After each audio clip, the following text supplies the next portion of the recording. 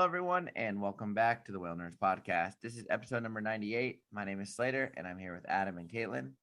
What's up? Hello. Ooh, We're all drinking coffee and tea. I'm drinking nothing because I woke up late.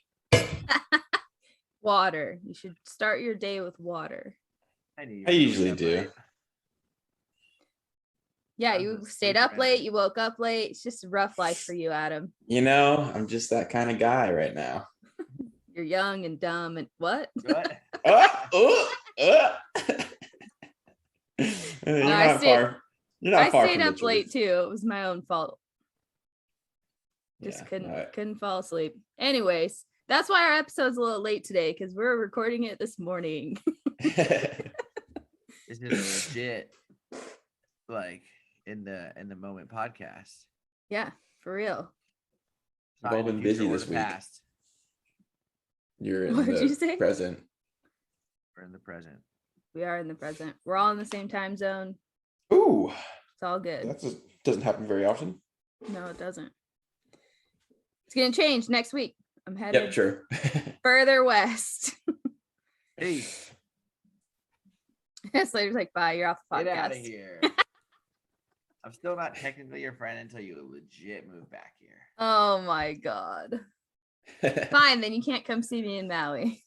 Too Ooh, late. It's already booked. No stargazing cruise for you. All right, I'm excited for that one. I just realized my parents have never been on it, and so I've been hyping it up to them. I feel like they should go on it when they're here visiting too. when do they come? Like right before you guys do. Mm. So yeah, should be good. So what's up? How are you guys? Chilling, living life. I just hung out with my best friend, second best friend for like 4 days. It was very nice. Second best friend. I don't even want to get into that. Anyways. First Well, best friend is mom. a couple orders of business, and then I know you two are just chomping at the bit to talk about what you saw together on the boat. So thank you to everyone who listens to the podcast and supports us on Patreon, especially. You guys are our heroes. We quite literally wouldn't be able to do all the things we get to do with the podcast unless we had your support on Patreon. And if you came on trips or bought merch or anything like that. So we really appreciate your support. On our website, we have a new section that you can check out. It's a blog. So there's a resource tab, and you can check out the resources we put together that we used to have on our Podbean site, like the Marman listserv, the Society for Marine Mammalogy, ACS, books that we like, things like that, job boards. But also there's a blog that we put like conservation minded information on. So you can kind of check back on that regularly and kind of just see what we're working on and what we're thinking about conservation wise and writing about. And we're constantly trying to update the resource page too. It's still kind of just a basic list of what we used to have on Podbean, but we're adding more things as we go and as we learn of more resources. So if you're looking for the link, especially to like Marmam, and you're like, I can't find it, or like it looks fake when I pull the link up, like it's on, the right one is on there. And the website does look very weird when you open it, but I promise it's not going to put a virus on your computer. That's just what it looks like. You can also find our merch on our website and the book now button or the calendar for our upcoming trips in April. So lots of things going on our website, which is thewhalenerds.com. So yeah. Caitlin's just crushing it out here, and Slater and I are just goofing off on a boat. Hey, Props to Caitlin. If you want to see killer whales, I feel like I get this message at least 19 times a day. Yeah, right. April and May, mid-April to mid-May in Monterey is peak time to see transient killer whales, potentially hunting gray whales. Mm-hmm. But we scheduled our trips right in the peak of the peak. We did it on purpose. We tried to pick the best time that we could. So trust us that this is one of the best times to go. And we always encourage you go more than one day if you can swing it, because you just never know when they're going to show up. They're not on a schedule. This is the most concentrated time, but like they don't check their calendars and do what we think they're going to do always. Yeah. And Groundhog's Day can mess things up. So you gotta be careful. sees 6 more weeks of winter, might be a different story. Yeah. So go during spring if you want the highest opportunity to see killer whales. Yeah. For sure. I'm excited for April. It's like it's gonna be like the little birthday present right before my birthday, and it's just gonna be like rah. Every single year on my wife's birthday, I feel like I'm like, sorry babe, I gotta go in the water. Yeah, because me, Caitlin, and Margot are Taurus triplets out here.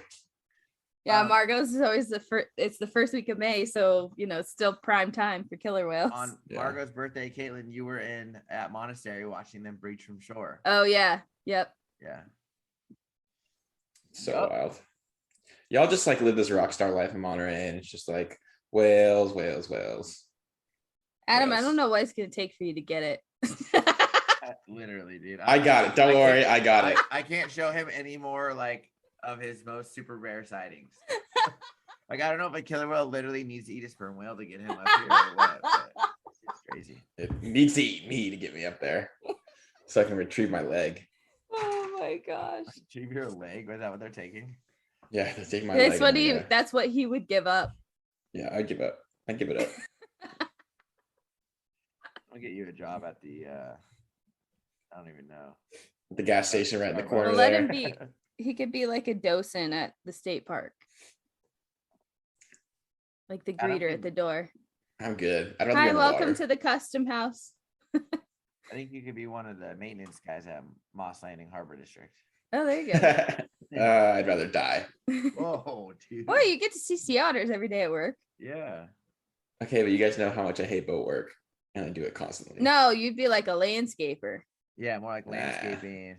That's even worse. Mow the grass and take care of the Fix succulents. boats that are like drifting away. Is that all you guys think I'm worth? Hey, sometimes you gotta do what you gotta do to get closer to the whales, Adam. Yeah, seriously. I guess so. You're willing to lose your leg. Can't you just mow the grass for a couple months? No. All right, so listen here. I wrote a huge topic list. Okay, well the thing is, I haven't seen any whales, so why don't you guys talk about the whales you've seen? I did go to the Oregon coast to check out the king tides, but there was no whales because it was way too big of wave action near shore.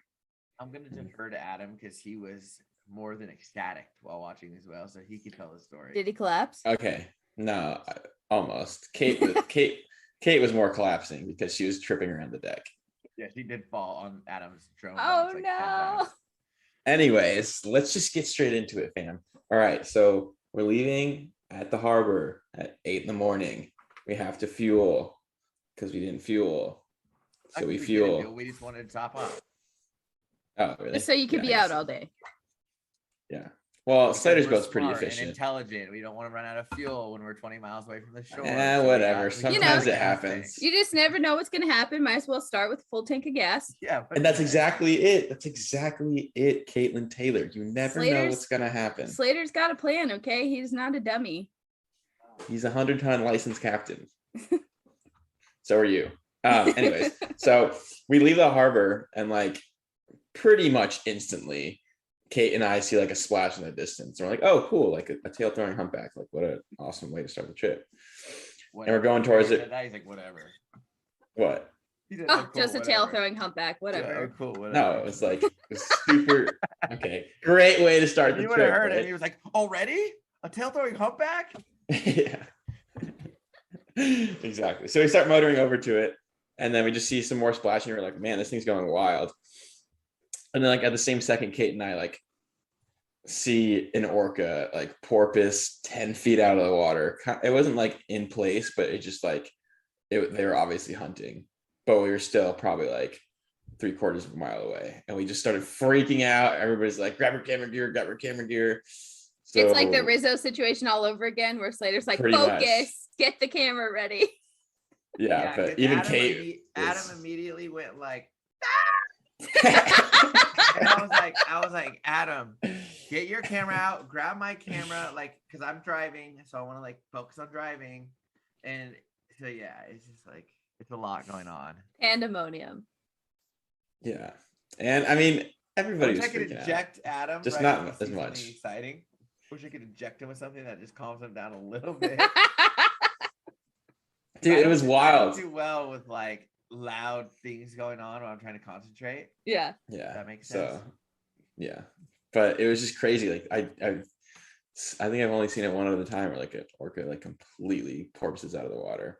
Anyways, we get up to them and they're hunting, and pretty much immediately we were like, okay, it's the smileys, because that one has a pretty distinct saddle patch on the left side. And it was four orcas, and they were hunting, and they were hunting a little sea lion. And at one point they like completely flipped the sea lion out of the air, just like boom, with its noggin.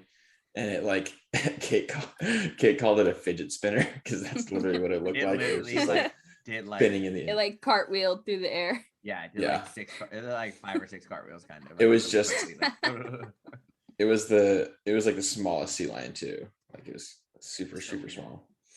But then they were feeding on it for a while. It seemed like they did a couple of surfaces with it still, and they might have killed another one. We couldn't really tell.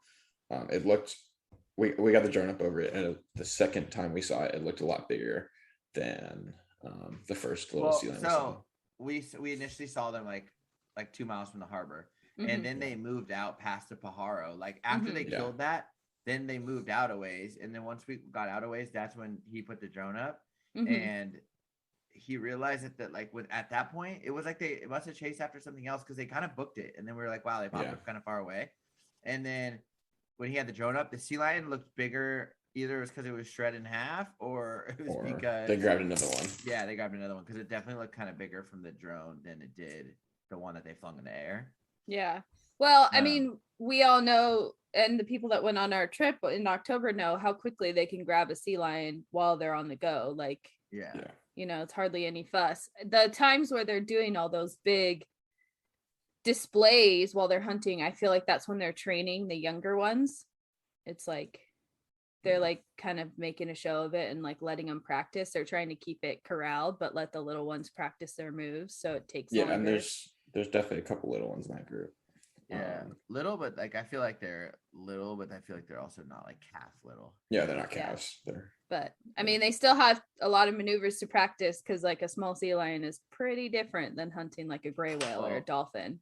I think the little one is pretty much a professional. Yeah, that little thing was going ballistic. But so then so what was cool is we were able just to stop, and they stopped. And actually at one point they were just literally at the surface, and we wouldn't have known they were sitting with the carcass in their mouth if he hadn't had the drone up. And they were just like they're just sitting there, blowhole back and dorsal fin out of the water, just like sitting there. And then I mean, there's a ton of birds there, so it was kind of like you could kind of tell something was going on. Yeah. But yeah, it was just like super cool. They were just food sharing, and you could see it all from the drone. It was pretty awesome. And then like they started just booking it. Like at one point we almost left, and because they were taking like 9-minute dives, they were popping up like 2 miles away.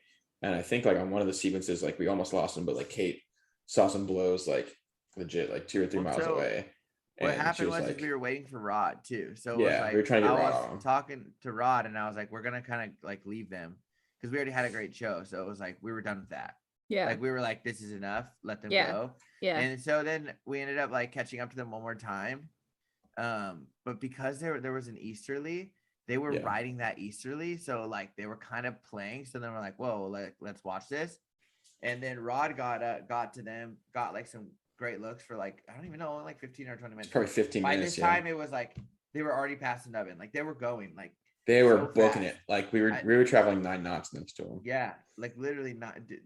I was doing between 7 and 9 knots the whole entire time, and they went like it's like they're going. Wow, they're in SoCal. Wow, they're out of SoCal. Like they're just going and going, and other boats wanted to catch up. I'm like, dude, there's no way you guys are gonna come from Moss. Yeah, like, not at that point. It was like they had just got out at 10 a.m. and it was like they're already past SoCal. I'm like, there's no way you're gonna. And so what was cool is like once the easterly wind, they were definitely riding that. They were riding those waves out of the bay. Super cool. Because as soon as that slowed down, they slowed down. Yeah. And that one, why we said it was already an expert hunter is because it was flinging jellyfish around. So yeah. I can't believe that doesn't like hurt. Sting their tongue. Yeah. Well, it must do something from it. Like, I mean, it's such an odd thing to grab. It stings us, but like so lightly, like it more makes you itch than it like burns, I think. But you'd think like on their tongue, like it might be like a little something now.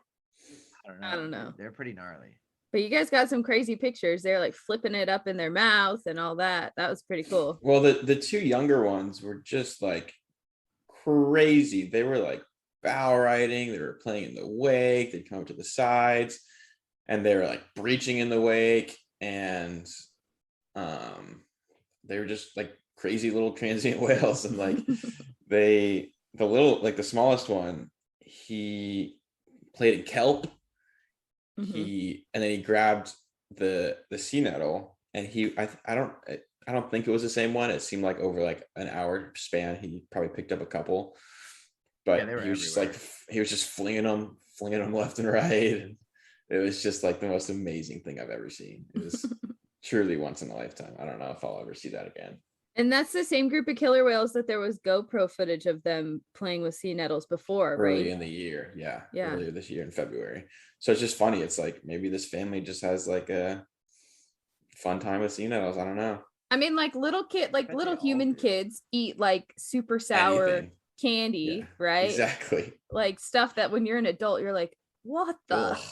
Yeah. So I don't know. Maybe it's just like a young mammal thing. They're like, it hurts, but it's fun. Yeah. What the mom like? Spit that out, you dummy. Like, that's gross. No, because then I put the drone up once we were like way out, and the first thing they had like really slowed down to the point where like we like had to stop and like they are popping up like a half mile behind us. Like we would stop like thinking they were going to be in front of us, and then they would pop up like a quarter mile behind us too sometimes, and we're like, what the heck? And then they would catch up to us. We could literally just sit there and they'd catch up. And then so I put the drone up, and right when I got over to them, the two younger ones were on their side like spinning in a circle, like they were sharing the nettle but not actually sharing it. Like they were playing kind of like tug of war with it. Yeah. And then in my video, like it's so hard to tell, but you could see the one has the nettle hanging out of the front of the mouth, and then just like sucks it in and then like puts it back to the front of the mouth again where you can see it. So it was like definitely it's like a little kid playing with a grape in its mouth. Yeah. It was just the funkiest little whale. Like he was just so curious and just playful, and it was just an amazing experience. Yeah. Nice. Kate said it was in her top. She did? I mean, she said it was top and count.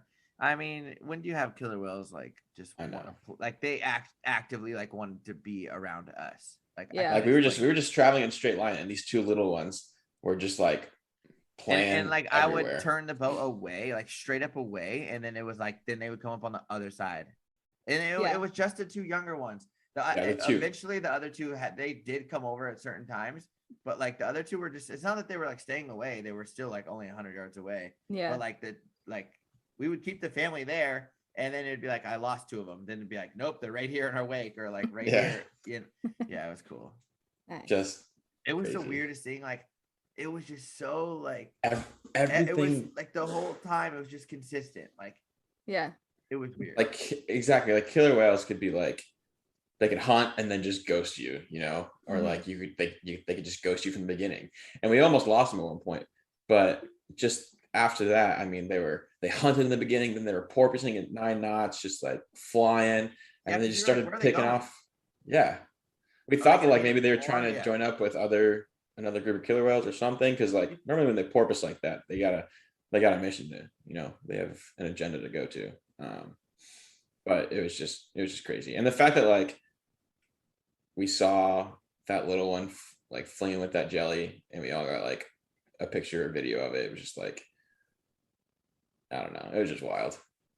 Thanks, Slater. It's gonna be a thing that I always want to go back to and reshoot because I wish see, I'm driving, so it's like I'm one-handed the whole time. Yeah. But I was actually filming the whale that like perfectly that was coming up behind it, and then that one in the corner of the frame decides to do it. But if I was on photo mode, I could have just panned over and took a shot. Like, yeah. But I wasn't on photo mode, so it's like I just stuck with the video and. I don't know. Your video's still pretty badass. Yeah, it's cool, but I just think capturing a shot is like. Kate crushed it. Kate's photo is awesome. Kate got a bunch of photos. She caught the breach that was like out behind the boat. That like random one-off. She was just on it, like left, right, and center. She kept saying, "My arms are so sore right now. My arms are so sore right now." Not right now, man. I wonder what they're gonna see today. Wild, dude. What else did you see besides killer whales? Oh, we just brushed past a couple of humpbacks on the way out. Yeah, we did. We're like, oh, there's some humpbacks over there, and then we kept going. We're like, we should probably get some fluke IDs. On the way in, we saw 5 humpbacks at the Pajaro, or like right between the Pajaro or something like that. Did you guys only go out the one day? Yeah. Yeah. We weren't even planning to go. Like, I was thinking, like, oh, we'll be back. Like, well, I wasn't planning to be 20 miles away at 1 o'clock. Yeah, exactly. Yeah. Slater and I planned, like, I got these like 3-4 days off of work because we wanted to film for California Seasons. And so like I got these days requested off, and we were looking at like the weather, and it was supposed to be pretty bad. It was supposed to be pretty garbage, but it actually turned out to be like super, super nice.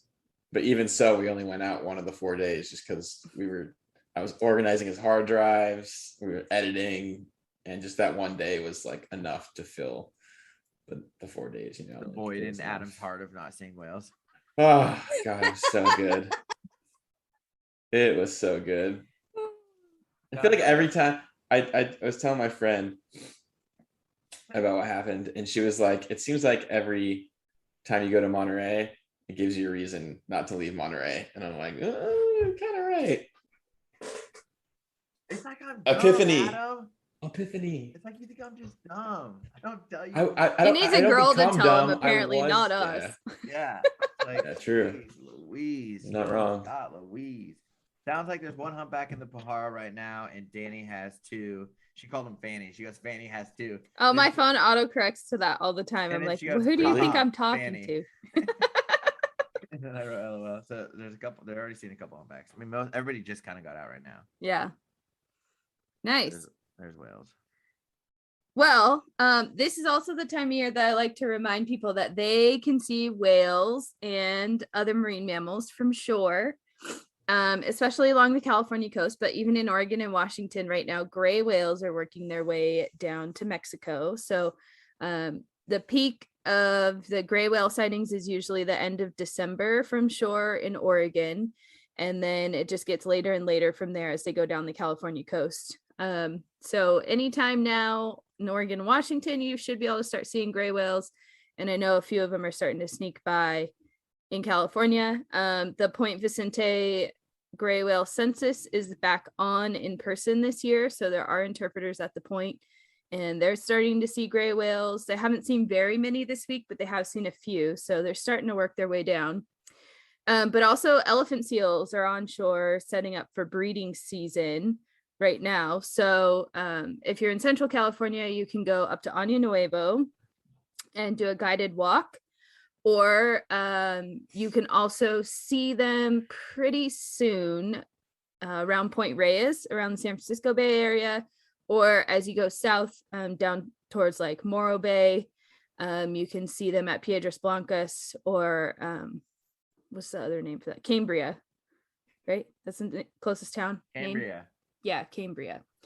And then if you're in the Hawaiian Islands, there are humpback whales starting to show up pretty good now. So you should be able to see them, especially off the coast of Maui, but maybe some of the other islands too, as they start to trickle in. So shore-based whale watching is also possible if you are a land lover, or if you just happen to be spending the day at the coast, like definitely look for whales.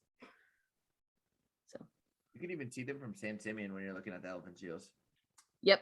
I've seen them there. And then also on the East Coast, North Atlantic right whales are cruising down the shoreline pretty close to shore. So like off of South Carolina, Georgia, Florida, sometimes you can see them from shore too. But also if you're boating in those areas, like please be careful, because there are baby right whales around. And the slower you go, the better chance you're going to have at seeing them before you get too close. So if you see a blow, go slow. But also just like be aware, go slow. Just go slow. It's worth it to go slow. Just go slow. Okay, so you guys had kind of an unusual sighting in Monterey Bay, right? Killer whales playing with jellyfish. Well, so did researchers at MBARI. This wasn't the same time period, but the press release came out this fall, winter. And so I wanted to talk a little bit about it because we shared it on our Instagram story, and I think we shared it on our Facebook page. But researchers at MBARI found a mammoth tusk at Davidson Seamount. Crazy. Absolutely crazy. So I figured we should talk about it. This is now the Mammoth podcast. So if we go to the Davidson Seamount, will we find the rest of the mammoth? Dude, it was like 10,000 feet deep. Maybe it's floating at the surface. No, it was on the seafloor. So wasn't it 185 miles offshore? It's not the Davidson Seamount. Isn't it? Or is it a different seamount? It says their team spotted a tusk 185 miles offshore. Well, how far off is Davidson? Like 60. Like 15. No. What? It's not that far. It's right off Anyways, Simeon. This is what I think happened. I think that a glacial mammoth melted and was floating in the middle of the ocean, and then the tusk fell off, sent to the bottom of the ocean. So if we go out there, the rest of the mammoth could still be at the surface. No, they said it was like really deep. Yeah, 10,000 feet deep. But yeah, I just know that it's not that far because Danny said it's like 66 miles from Monterey. Oh, it's 80 miles off the coast of Central California, it says. Okay. Yeah. So it's a different. How the heck did they find that? So it says they were doing a survey in 2019 with the Western Flyer and the ROV, and they were looking for a bunch of things. So when they came across it, they could only take a small sample. And then in July of this year of 2021, they went back and they collected the entire tusk. Wow. So right now it's being examined by researchers at UC Santa Cruz and at University of Michigan. And they think that the tusk is about 1 meter long, and it's probably really well preserved because of the cold temperatures and the pressure of the deep sea location that they recovered it from on the seamount. They think the tusk came from a Colombian mammoth and that the tusk is over 100,000 years old. That's nutty. Yeah. And it's likely the oldest well-preserved tusk from this region in North America. So does that mean we can get DNA from it? Yeah, that is the plan. So they're doing DNA analysis to try and understand, they're trying to understand the lineage of Colombian mammoths because there's not very many viable samples to do DNA with. And then they're also another team is trying to figure out how the tusk got all the way out there. It's related and how to recreate a mammoth. That's awesome. I mean, related to like the pygmy mammoth that was on Channel Islands. Yeah. So, So then I looked up like, well, what the heck is a Colombian mammoth? Because, that's what I do. Right. And their range was from the like US Canada border in the north to Costa Rica in the south. So they had quite a big range. They went extinct 11,500 years ago. And they think that climate change and exploitation by humans were factors that caused their extinction. And then the Colombian mammoth stood about 4 meters tall and weighed up to 10 tons. So it's a pretty big land animal. And they shared a range with the woolly mammoth, which more people I think are familiar with in the United States because it like roamed the US and north into Canada. And I think there's some better preserved specimens like with the hair and everything of woolly mammoths compared to other species. The current DNA analysis shows that Columbian mammoths might have originated as a hybrid between woolly mammoths and steppe mammoths over 420,000 years ago. So I think the tusk DNA analysis might help shed some light on like the lineage of Columbian mammoths because they don't have very many samples. But the pygmy mammoth of the Channel Islands evolved from the Columbian mammoth. Skirt. So that's pretty cool. I had no idea that there were mammoths on the Channel Islands. Oh yeah, it's like super rad. I took a whole class about it. And then if you want to see a complete Columbian mammoth skeleton, there's actually one at the Page Museum outside of LA as a part of the area where La Brea Tar Pits is. So if you're in Southern California and you really want to see a complete Columbian mammoth, there is one at the Page Museum. Oh, wow. I just like lost it in my head. Slater got lost in the sauce. Well, I'm just thinking like, do you think humpbacks like were swimming by, like doing some pec slaps, and they looked on shore and there was like a mammoth walking by? Yeah, well, I mean, I don't know. Did the mammoths come all the way to the beach? I don't know. Yeah, I think they were pals, dude. They're like, hey, you're the biggest thing on land. I mean, elephants swim. See. Yeah. So do mammoths I'm sure swim? mammoths swim. Whoa, you think mammoths are just swimming across the bay, eating krill? Or maybe just, going for a little bath. That's how they got to the Channel Islands.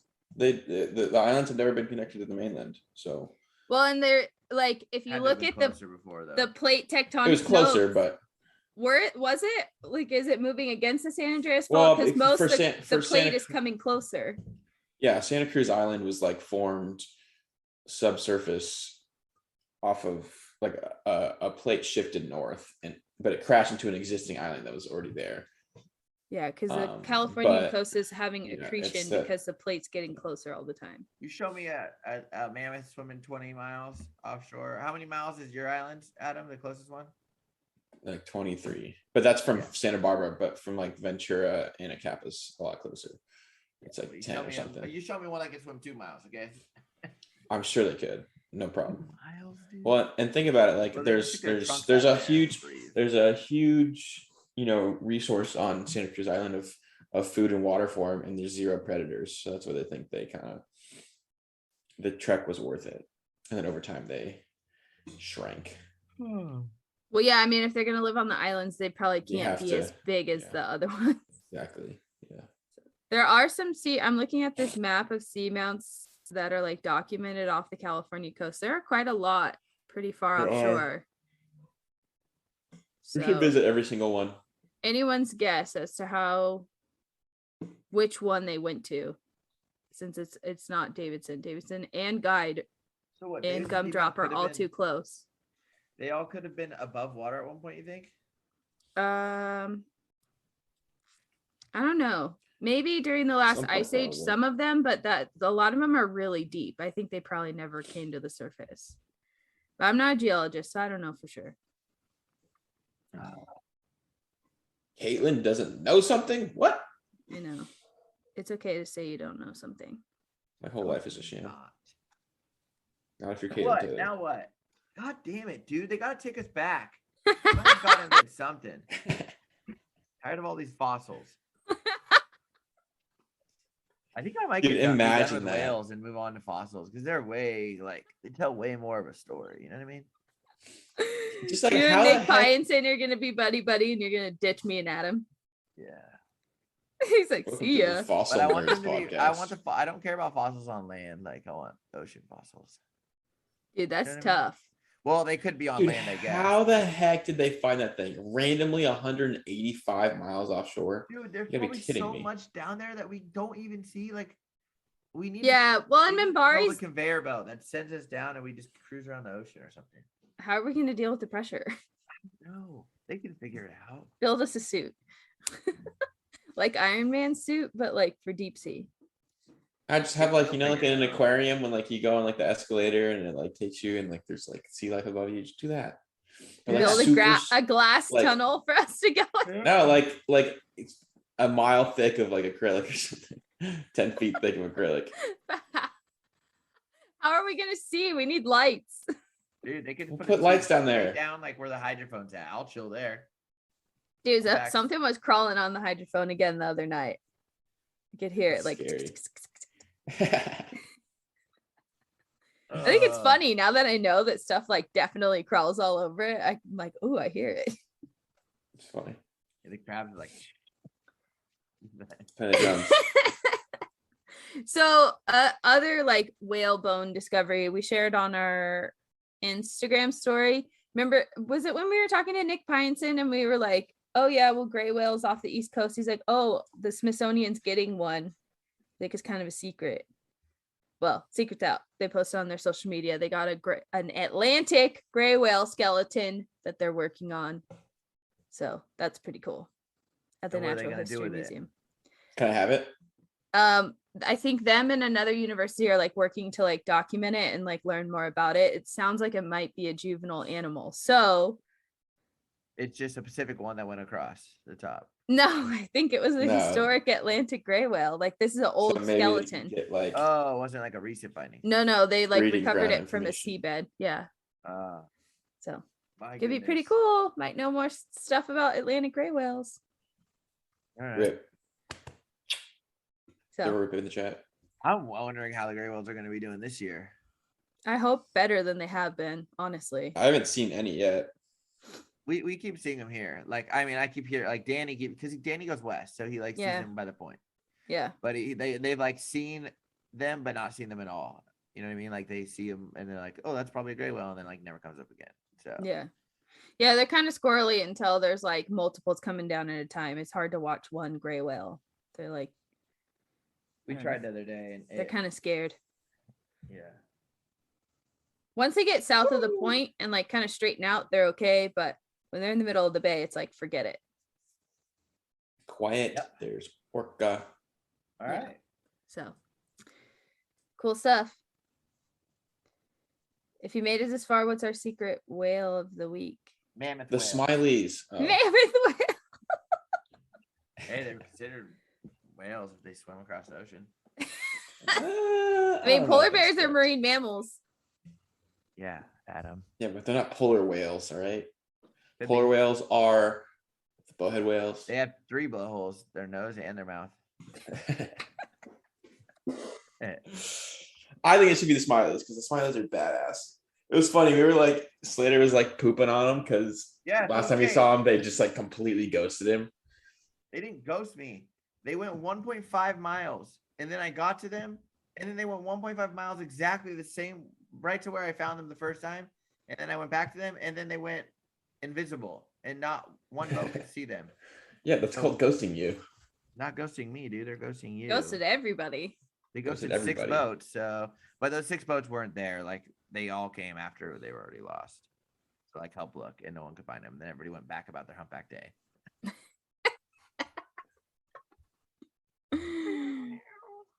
Okay, whatever. You can have bad days. Put smileys in the comments, either emojis or write it out. We'll know what you mean on Instagram. Yeah. And if you don't follow us on social media already, it's at Whale Nerds on Facebook or Instagram. We have a YouTube channel. We have a website, thewhalenerds.com. And if you could rate or review the podcast wherever you listen to it, that would be super cool of you. Thanks. Thank you. If you want to be super cool, rate our podcast. If you don't want to be super cool, I don't know what to tell you. Actually, if you want to be cooler, you'll come whale watching with us. Ooh, April, May. Yeah, we'll still like you even if you don't come whale watching. Maybe. Maybe. Hey, bye. Thanks, everyone. Bye. Bye.